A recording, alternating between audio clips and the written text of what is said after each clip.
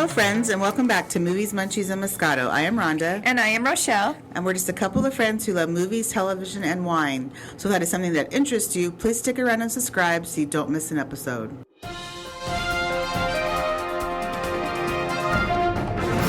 Now time for movie and TV news and pop culture discussion. So Keanu Reeves is returning for a sequel to Constantine after 17 years. That's how long it's been since the first one ever came out. That's interesting. I think it's probably because there's been such a reemergence right now of Marvel properties. That is a Marvel movie, but obviously before Marvel was a big thing. And he's not a superhero. He's just someone who can help with the supernatural. So he's an interesting character. A character I enjoy, not so much in that movie, but when I've seen him appear in TV versions, I like what the character's about. So I'll check it out. Like I said, the movie didn't throw me, or it wasn't that great to me when it originally came out. Maybe I need to rewatch it. Maybe I'll be more open-minded about it. I don't know. Guess what? Have you seen it? I have not. You never did see it? No. Okay. So that's interesting. He's coming back for a sequel. I guess like I guess it's like the Matrix where he's like, oh sure, I'll come back and Actually, I have seen it. And I forgot because I was thinking of a different one, but I did see Constantine.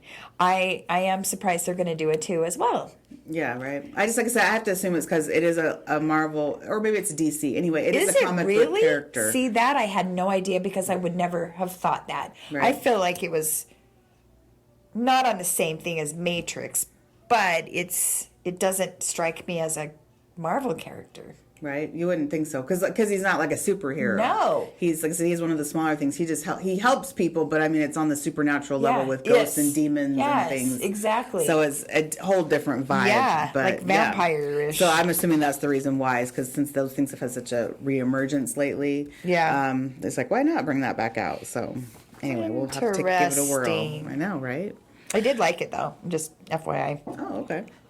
The Golden Globes will be returning next year to NBC after it was kept off the air this year due to controversy surrounding how their voting works and everything like that. So they've cleared all that up. They've invited extra members, all those things they needed to do. So now we will get to see this on air in January of next year. So that's good news. I enjoy the Golden Globes. They're fun, I think. They're one of the funnier because they're more laid back. People always say it's because they get to drink alcohol at that one versus other ones. Maybe that is why. Who knows? Seriously. Yeah. Maybe that is why. Who knows? Well, they get to drink champagne at the Oscars. I mean, what more do they want? That's true, but it does seem more buttoned up. It does. And I think part of the problem, too, with that, or the reason it's not a problem with the Golden Globes, is they never usually have a host with Golden Globes. It's off and on with that. And to me, it flows just well without one on that particular show.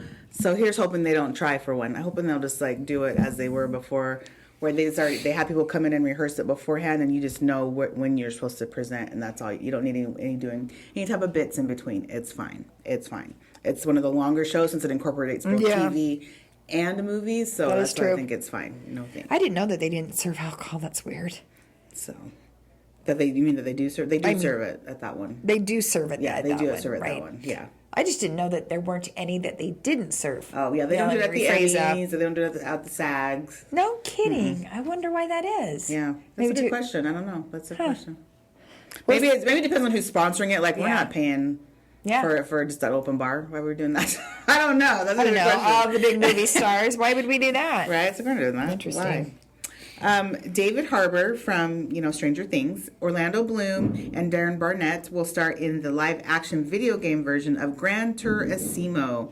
I don't play video games. This is actually one I've actually never heard of, but I love David Harbour, so I'll probably, I'll be open-minded. I'll give it a whirl. Gran Turismo? Right? I don't... Have you...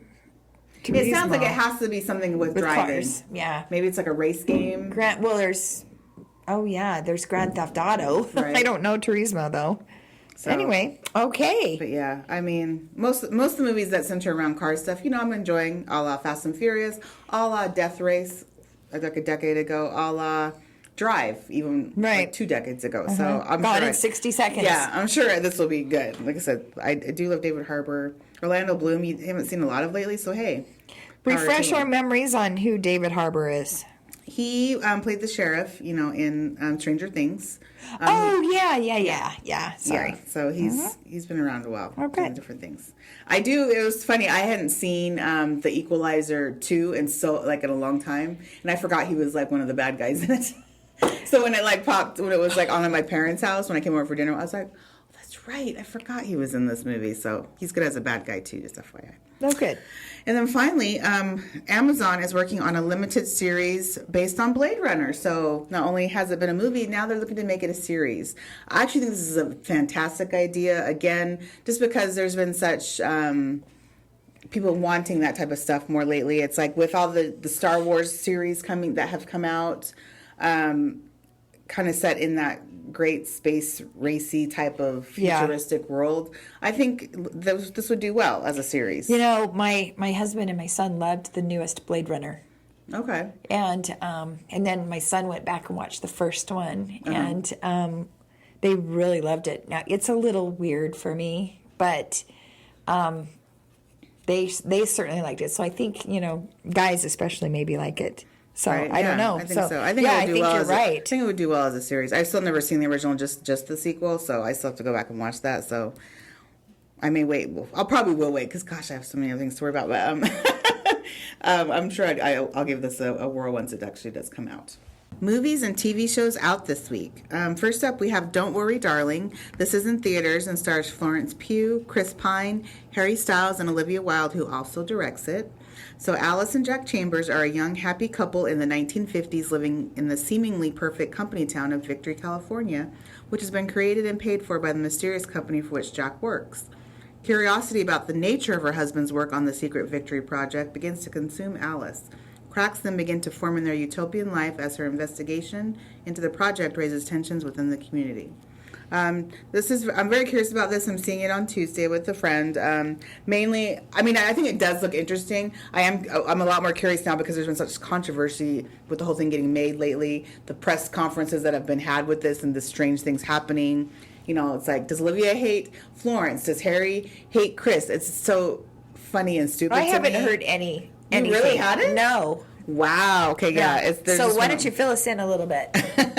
Well, supposedly Shia LaBeouf was originally hired in the Harry Styles role. Oh, okay. And Olivia went on record saying he was fired because someone on set felt uncomfortable. It came out later during the Venice Film Festival that was Florence who felt uncomfortable. She was named as the one that feeling uncomfortable. Then Shia came out and did an article. I wasn't fired. I left of my own volition because I just wasn't in a place to film this right now. Then Olivia had to come out and be like, no, you were let go because you were having the that issue plus your own personal issues you're still dealing with. He does seem to have some personal issues, right? And that's not a secret, right? And so that was a big thing. And then it was like. Now Olivia hates Florence supposedly because Florence thought that she was fanning too many flames, trying to make Harry Styles her priority since he's her real life boyfriend.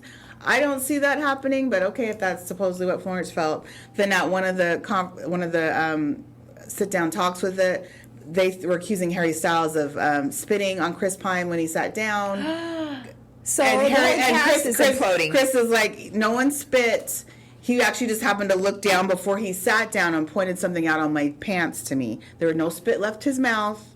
Nothing. You guys took this picture and went way over the top, nothing like that. So they're trying to make more out of it than is there. So it was just all these things, and then supposedly Florence originally wasn't coming to the film festival because she's filming the sequel of Dune, and she couldn't get out of it in order to be at the film festival. But then I'm not exactly sure what happened, or if it's just that she was tired of people talking smack about her not being professional.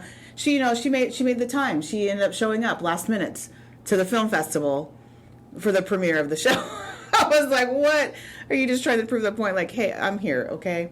And so Olivia made it a point to basically thank her for coming, thank the director of Dune for letting her out of her filming obligation to make this one day, of press. So I don't know. It's just very interesting. But I am curious to see what is going on in Victory because it's very mysterious. The trailer really gives nothing away in terms of what's going on, so I do like that. Oh. So I will give you a review of that. I'm excited to hear what you think. Next week.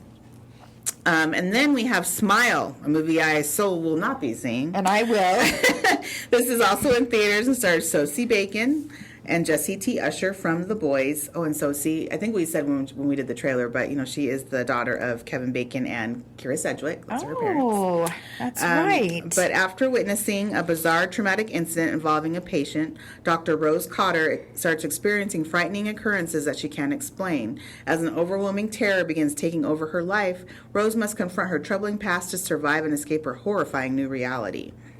So, whenever she sees this, it does look very creepy. She will give us an update because I will. It looks super creepy. I can't risk not sleeping. It's hard enough. Hard enough. Normally sleeping. I can't do anything. This is her month. This is my favorite. All the scary stuff is coming for her. It's perfect. Then we have A Jazz Man's Blues. This is a movie on Netflix and stars Ryan Agold, Joshua Boone, and Soleil Pfeiffer. So this is a tale of forbidden love and family drama that unravels 40 years of secrets and lies in the Deep South. This looks very... What's the word? Spanning a lot of time. That's true. 40 years. It doesn't look bad. I have to say I'm a little on the fence because it's directed by Tyler Perry, and you guys know I have a love-hate relationship with that man. Sometimes he can be good, and sometimes you're just like, why? Do you try to add so much more in there than that's needed? Because he's Alex Cross. It's like, yeah, that's it. And so I'll probably start watching it. Honestly within the first... it's a Netflix video. Within the first 30 minutes, I will bow out. I won't bother just trying to get through it. I don't want to. I'll let you know. Soleil Pfeiffer, that's not Michelle Pfeiffer's daughter, is it? It's kind of spelled the same. I know it is spelled the same. I did wonder that, but I didn't check into it, so I'm not sure. I will have to check into it. Because that's true. Her daughter, it could be because she did adopt two of her children. Oh, and one okay. of them, and this girl is biracial, but I know she adopted her daughter, so it's possible that this is her kid. She'd be old, this person's age by now, in her 20s. So maybe I'll have to look into it. Then we have Lou. This is a movie on Netflix. Stars Allison Janney, Logan Marshall Green, and Journey Smollett. So, a mysterious loner living a quiet life with her dog battles the elements and her own dark past when a neighbor's little girl is kidnapped during a storm. This looks great. This is everything I like, and I just need something to watch on a Saturday night movie. It looks actiony. There's some drama because you're dealing with a kidnapped victim and the family dynamics between a woman and her ex. And Allison Janney being a badass. Allison Janney's because she's from The West Wing. She mainly does comedy. I like her a lot. Her last thing she was in was in that series Mom. And so in this, she is like the gritty, loner trying to help out, and she's got some moves in the trailer. So I'm all for this. I bet this will be just a quick, fun. I'm gonna guess 90-minute movie. So I will be watching this and let you know. Is Journey Smollett related to Jesse? Yes, that is his sister. Yes. Okay. That is his sister. I'm just wondering if he... So, just to go back, Soleil Pfeiffer is Zimbabwe-born. Okay. An American actress, but it doesn't say much about her being, what her past is, her parents are. Yeah. Okay. And she was in Hamilton. And I find it hard to believe if she's Zimbabwe born, she would have the last name Pfeiffer. That makes me think, though, that even if it's not Michelle Pfeiffer, that she was adopted by somebody else in the U.S. And it says nothing about... Because that's just not a Michelle Pfeiffer at all. Okay. Oh, yeah, it's not a Zimbabwe name at all. So that's interesting. Okay. Then we have another show I'm probably not going to watch, but hey, this is her month. This is Rochelle's month. It is Monster, the Jeffrey Dahmer story. This is a limited series on Netflix and stars Evan Peters as Jeffrey. Started it. Niecy Nash and Richard Jenkins. So this is, of course, the story of one of the most notorious serial killers in the United States and is largely told from the points of view of his victims. Wow, you've already started it. It just came out yesterday, folks, and she's already started. Yeah, yep. And because I had a book on Jeffrey Dahmer, and I followed his crazy, pretty much everything about it. I've seen every interview with him. This guy came from a normal family for the most part, and it's like, what made him tick? Seriously, and I took some psychology classes in college because I thought that's what I wanted to do until you get somebody like him, and then you're like, woo, don't think I'm going down that road. Right. But you kind of want to know what makes him tick. Like, at what part in his brain is so messed up for his thinking like that? I don't know. But anyway, yeah. That's true. So, it is disturbing for sure. Everything about this man is disturbing. But Anyway, so yeah, of course, I started it a little bit, and then I was tired and thought, nope, I want to see this and be present. Don't want to fall asleep. Well, that's cool. How many episodes was it? Did you notice? I did not. Okay. No. I was just curious, since it's a limited series. We have The Real Bling Ring Hollywood Heist. This is a documentary on Netflix. So in 2009, teenagers get arrested for stealing from celebrity homes, and now 2 of them tell their stories. You guys, this is I remember hearing about this thing. I did see the movie that came out, again, a decade ago about this, that had Hermione from Harry Potter. What's her name? Emma Watson. There we go. Emma Watson starred as Alexa Nyers, who's one of the people talking now in this this documentary. So it was very interesting, the fact that they got to do it for a year. They did that for a year before anyone caught on to who the hell was doing it, because they were just everyday kids that found a way around these people's, very lacking in some cases security. Let me just tell you.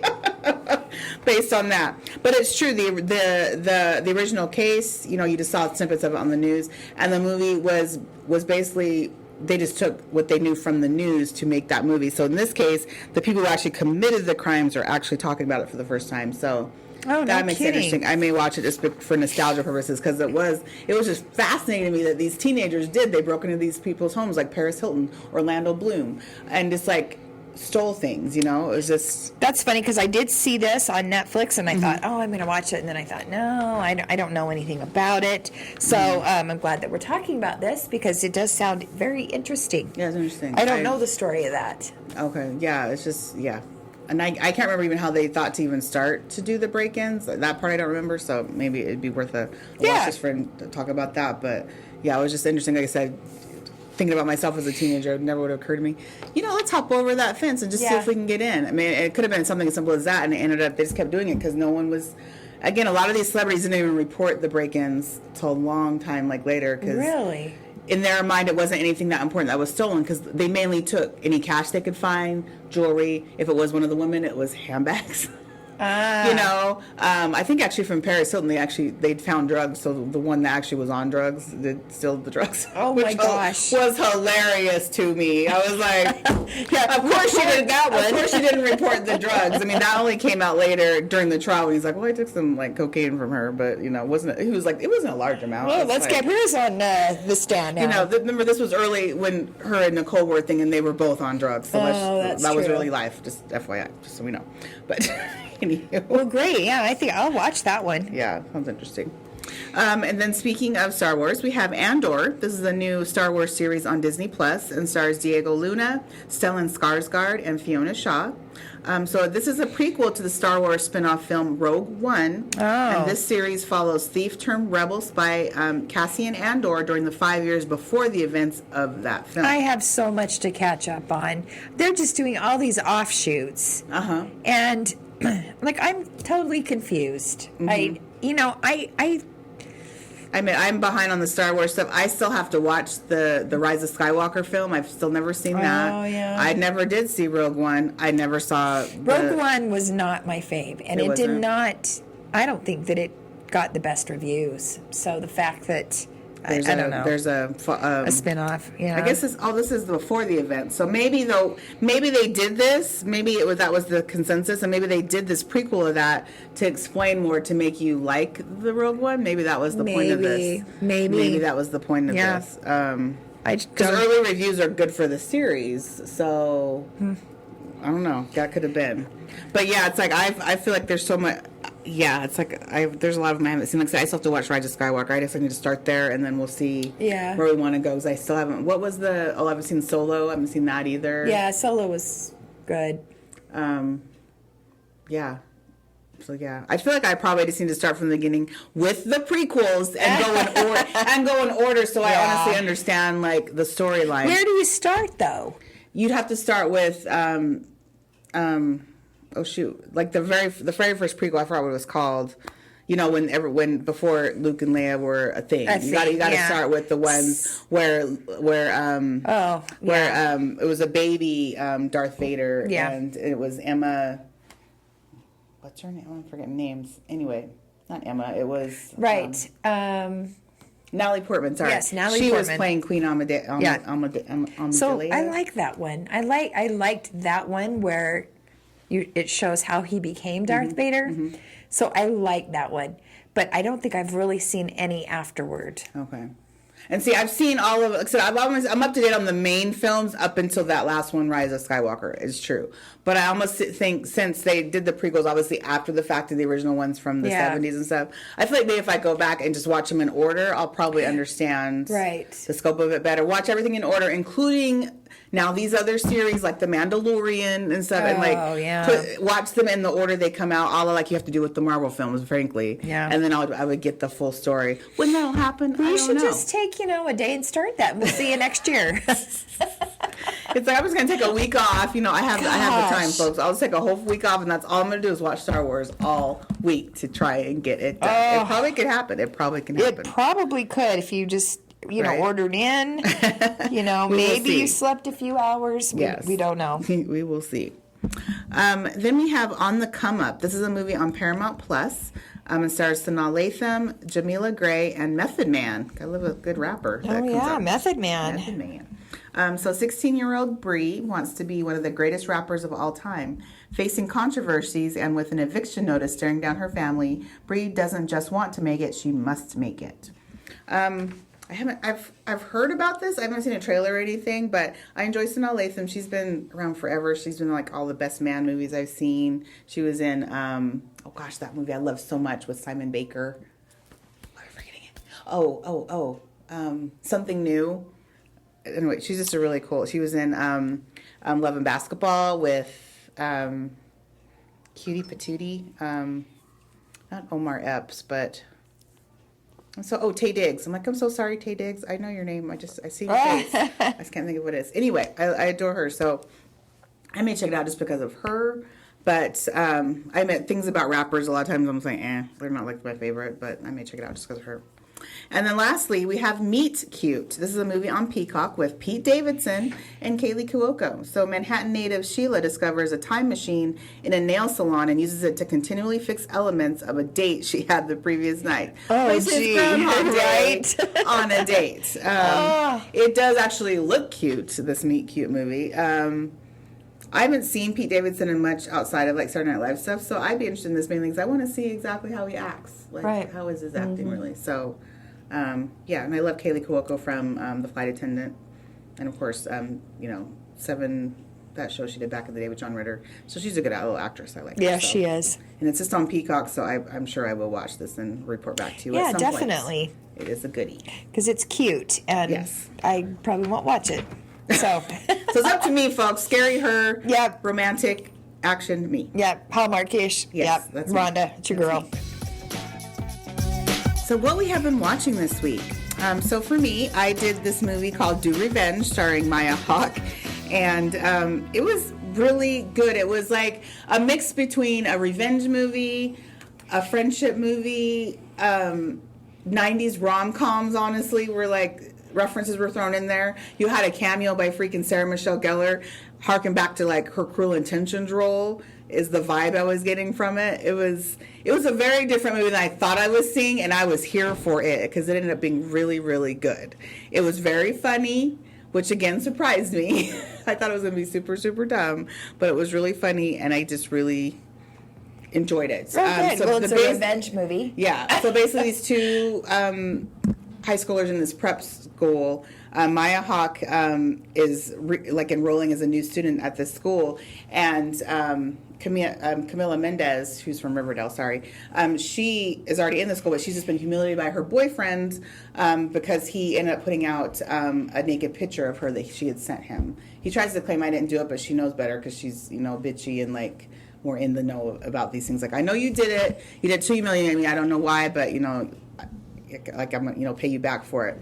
So basically the Maya character helps her out at just the right moment, and they decide to do like a strangers on the train scenario where it's like you take revenge for me on this person, and then I'll take revenge on this person, and then no one will know because we don't really know each other, and we don't know who you don't like, so no one will suspect us for doing anything. Like I said, it's a really good concept.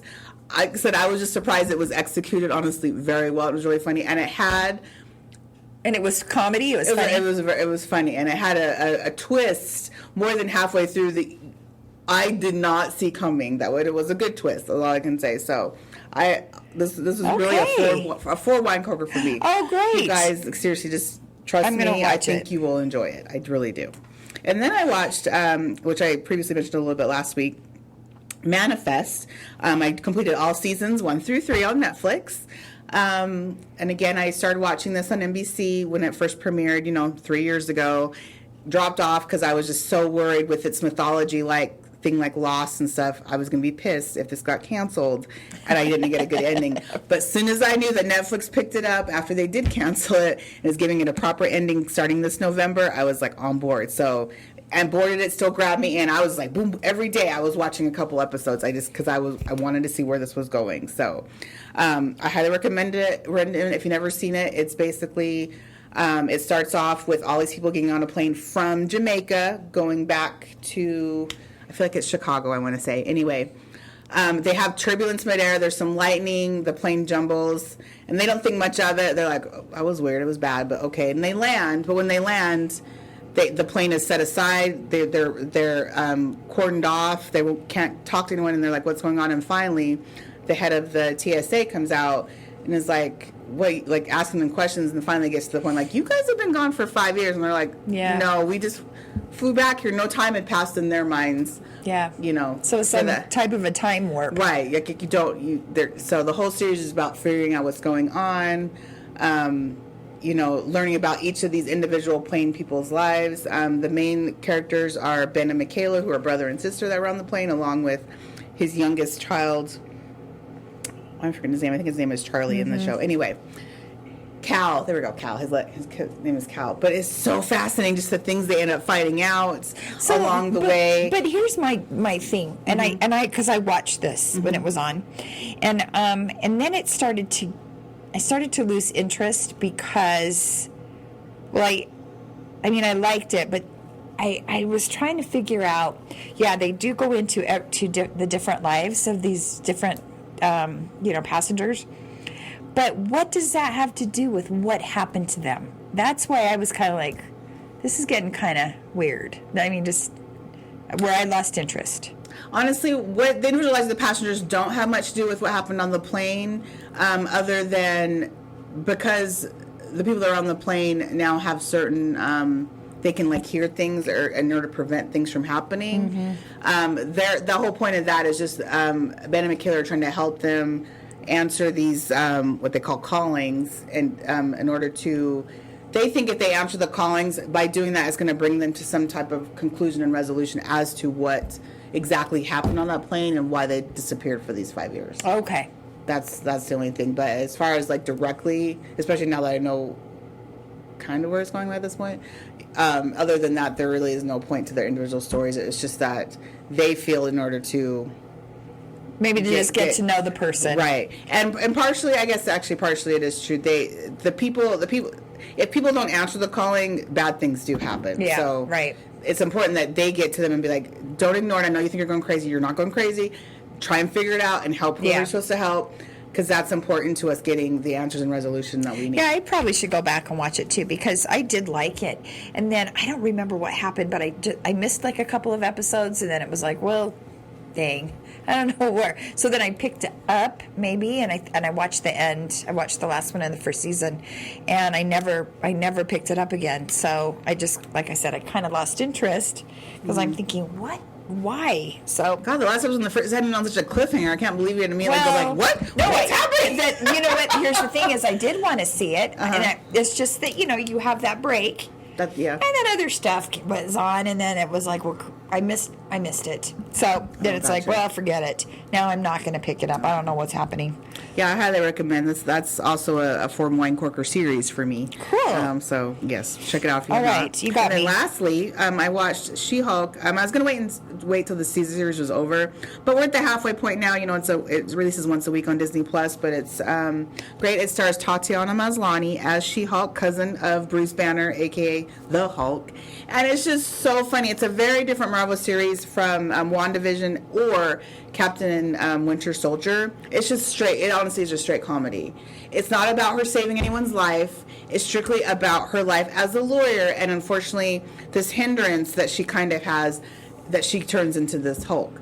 But honestly, it's which is fine with me. It works. It's not about her trying to be like saving someone every week. There's not an overarching story. It's like she has cases of the week, like any other normal 30-minute show would have. And they're just funny cases. I mean, I'll just tell you one of them was a guy hires her because he gets taken for all his money and stuff because it's a trickster from Thor's land of, where's he from? Oh, Asgard. Mm-hmm. It's a trickster from Asgard who can change her appearance. So she changed her appearance to look like Megan the Stallion. Oh, geez. And it was straight comedy because she was just like, now tell me why you believed you were dating Megan the Stallion. Because she was like, what did she drive? And he's like, I don't know, it was like a Passat. You thought Megan the Stallion would like drive a Passat? I don't like, what did you give her? Well, I had to buy her like all these clothes, like just simple things. She's like, again, why would you think someone in that range of Caleb would you? So it's just like, it's just super funny like that. She has an art, like kind of a villain that comes and goes named Tatiana, who's a super powered influencer because she has super strength. Like I said, it's just funny. It doesn't take itself too seriously. Like, it's 30 minutes of your time. I suggest you check it out, especially if you're not someone who normally likes superhero things. Again, this is not really what it's about at all. It's strictly about her life and trying to incorporate the fact that she has a Hulk part of her. I mean, you go through her dating life, which that was a hilarious episode too. It's just like she's trying to find a man, and it's so hard because most men only want the Hulk and not her regular self. So it does sound cute. Yeah, I was surprised. I'm like, this is a straight okay. Because the trailers, guys, if you only had watched the trailers, it did not do the show justice at all. Because watching the trailers, I actually wasn't going to watch the show. Because to me, the trailer was like, I don't understand what this is. It made it look kind of stupid to me. But watching it, I like it. And you guys, Daredevil, if you're a fan of Daredevil, he's about to appear. So. Oh, that's good. Okay. He's about to appear. So I'm just saying, check it out. It's a good one. All right. Well, it sounds like you've got some winners. I do. This week. So. And as for me, I started watching that 60 Days In on Netflix. It's new. Mm-hmm. And you probably shouldn't watch it at night. But in fact, I dreamt that I was in jail last night. Oh, no. Yeah. But basically, it's 7 people that are going into this really bad jail in Etowah County, Ohio. And the sheriff who was in charge of it, of course, was fired, doing bad stuff. He was taking prisoners' money and then doing, buying himself things, just kind of embezzling, that type of thing. So they brought in a new sheriff, and now he wants to know what's going on in the jail. So these 7 people are coming in and their plans. Anyway, the stuff that's going on in there, like I was having major anxiety just watching the first people go in. So you go in, they give you a story so that when these inmates ask you what you're in for, you have a story to tell them. Okay. And they teach them kind of how to fight because fights break out all the time. Anyway, it's just crazy. And I was anxiety ridden with the first 2 to go in. One didn't even make it through intake. So you go in intake, you sit and you wait, and then they give you your stuff and all your, it's kind of the booking process, and then you go into the jail and they give you your cell. Oh my gosh. And there's like, in the men's side, there were like 3 men to 1 cell. It was awful. And the cells are 12 by 12, if that. Oh wow, okay. Not even that. That's like big. Anyway, it was awful. And then the women, their pod, kind of the same thing. But this jail is so dirty and gross. It's kind of disturbing. But it's interesting to see what goes on in there. Mm-hmm. And these prisoners, especially the women's side, I mean, they did not have clean blankets. They would come in, they would give them their sheets and everything. They had blood on them. Oh, no. Oh. It wasn't even washed. I mean, it was like really disturbing. Okay. So, and then on the men's side, you know how they lock their cells? Mm-hmm. Over 200 doors did not have locks on them. So the guys came and went as they pleased. Oh, that's. And so then if you're going to have a problem with someone, right. it's nothing's going to keep you out of their room because they don't, or their cell because they don't lock. And there are more fights in the women's side than there are in the men's side. Isn't that interesting? More women, there are more. I mean, all it takes is you looking at someone wrong, and they're just going to go at it. Anyway, it's just really interesting. So they're like these plants, and if they give a sign across their heart, they put their hand across their heart. That means I'm in distress and get me out of here. So, so there is a camera watching them. That's good. So. Anyway, it's interesting, and of course, The Unexplained on Netflix. That's good.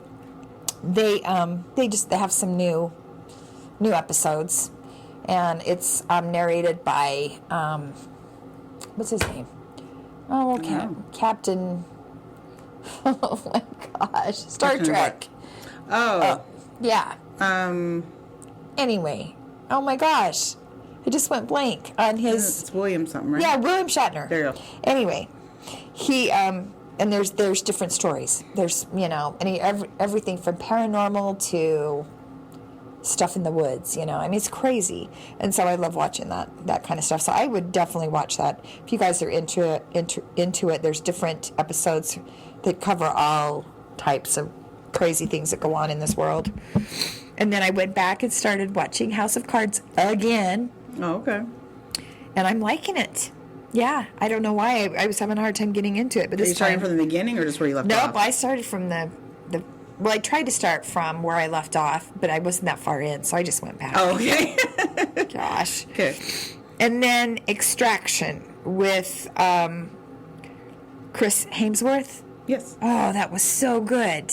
And then you brought up that they're making a second one. And of course, this came out in April of 2020. So, the pandemic. I never saw it. You said you didn't see it. I did not. So I really, really enjoyed it. And now they're doing a sequel, which they just wrapped filming in July of 22. So it's going to come out next year. Okay. Not sure when. But anyway, that's a really good one. So, I mean, I enjoyed it. So give it a whirl if you're interested. I definitely will then. And then there is one thing that I know we will cover this, but I am just so excited I have to mention it. Oh, okay.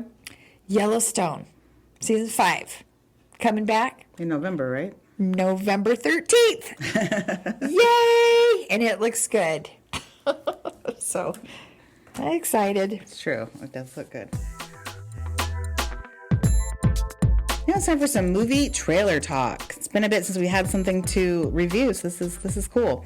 So first up, we have I Want to Dance with Somebody. This will be out December 21st and stars Naomi Ackie, Ashton Sanders, and Stanley Tucci. And this is, of course, the Whitney Houston story. This is the one authorized by Family. And for this first trailer, it does look really good. Mm-hmm. I agree. Because it is authorized by the Family, they get to use her actual songs with her and voice. Her voice, yes. They don't have to dub it or use anyone else. It's her, which is awesome. That makes honestly all the difference in a lot of these when they can do that. And yeah, it looks good. It's going to cover, it looks like, from her start to her unfortunate end, I'm sure. So the first trailer, maybe was showing the highlights.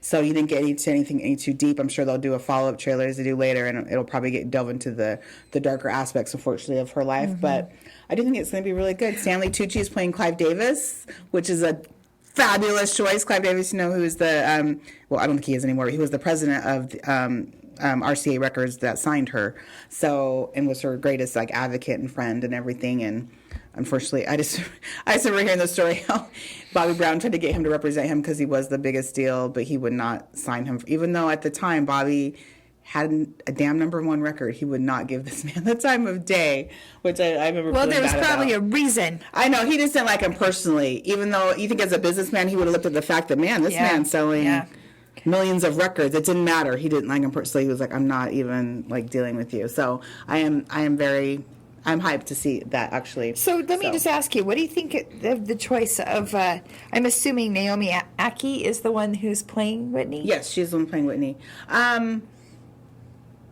I was on the fence when I'd heard about it. I've never seen anything else she's been in, but when I'd first just seen a picture of her, I'm like, I don't feel she looks enough like her. But I actually, it's enough of a likeness out that I've seen a trailer. I get it. Yeah, I believe she also is British, which, okay, that's so many people are that play Americans, so that's fine. Yeah. But yeah. Like, we don't even know half the time that they're something else. But to me, she just, I don't know. I'm not sold on her being Whitney. Maybe because I love Whitney so much. I don't know. I think she's not pretty enough. I know that sounds terrible, but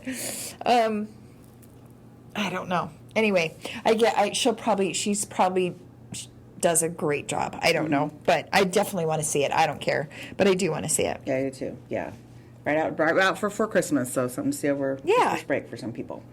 And then we have The Fabelmans. This will be out November 11th and stars Paul Dano and Michelle Williams. This looks really good too. I was telling her that to me, it takes place over obviously a family's, a good span of someone's life, because I think the kid ages, I want to say probably till he's like 17 about, it looks like. But it's like a quirky drama to me. I don't know. There's something about it that's a little different. It's not just going to be like a straightforward, this is our family life and here's what happened type of thing.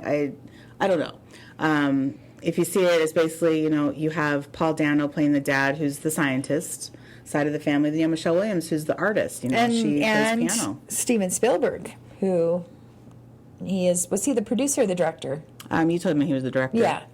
Which I don't know why I didn't even catch that originally, but that's cool. Yeah. That's cool. And so, anyway, it'll probably be, especially since he is directing it, I'm sure it'll be really good. But yeah, just kind of had a different twerk to me. And Rochelle, you thought it reminded you of what? Well, now I don't want to say it. Oh. and again, it may just be because Michelle Williams, and she plays, The Greatest Showman. And it's not a musical. It's nothing like that. So I don't know why it kind of made you feel that way. Made me feel that way. Maybe if it's in the same, I don't know. It's not even the same genre. I don't know. Maybe it's her. But it looks good to me. So I'm definitely intrigued. We're on board. And that'll be something to do over Thanksgiving, November 11th. Yeah. And then finally, we have, again, the Rochelle show mainly, Knock at the Cabin. This will be out February 3rd, a very non-creepy month, but okay, it's the month of love, so that's fine. Hey, just so you know, that is when Silence of the Lambs came out. When Silence of the Lambs came out, it came out on Valentine's Day. So February, for whatever reason, is kind of it's a big month for creepy shows. It's the craziest thing. I've often wondered why that is. Maybe it's just, it's Valentine's, let's all go out and snuggle because it's going to be scary. I don't know. That's all I got. Oh, maybe.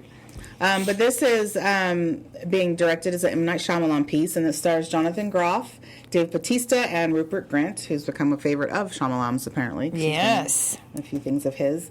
But this looks sufficiently creepy, again, because it's his movie. You're not quite sure exactly what's going to go on. You just know something is going to go completely wrong. I mean, it does tell you in the trailer off the bat, these three people. People. It's two dads and a daughter.